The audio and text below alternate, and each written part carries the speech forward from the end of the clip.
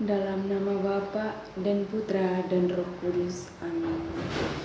Injil Markus bab 8 ayat 34 dilanjutkan bab 9 ayat 1. Lalu Yesus memanggil orang banyak dan murid-muridnya dan berkata kepada mereka, "Setiap orang yang mengikut aku, ia harus menyangkal dirinya, memikul salibnya dan mengikut aku.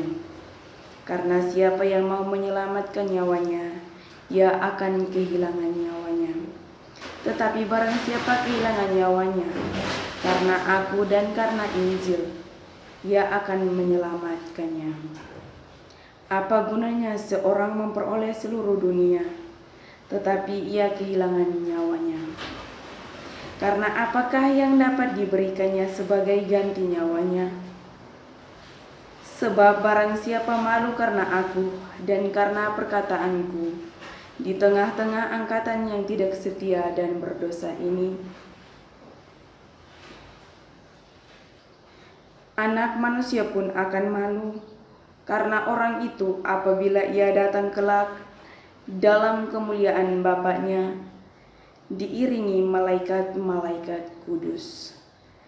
Katanya lagi kepada mereka, "Aku berkata kepadamu, sesungguhnya di antara orang yang hadir di sini, ada yang tidak akan mati sebelum mereka melihat bahwa kerajaan Allah telah datang dengan kuasa." Demikianlah sabda Tuhan, terpujilah Kristus.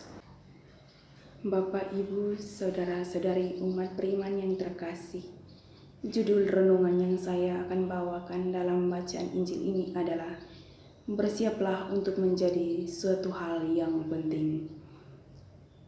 Bapak, Ibu, umat beriman yang terkasih dalam Kristus, bersiaplah untuk suatu hal apapun penting, karena menjadi petunjuk sesuatu. Oleh sebab itu, fungsi dari seorang Belarius atau yang membunyikan bel, masalah penting kelalaiannya dapat mengganggu acara biara. Biasanya tugas sebagai Belarius ini secara bergantian. Suatu hari seorang bernama Nodi simpan sebagai Belarius.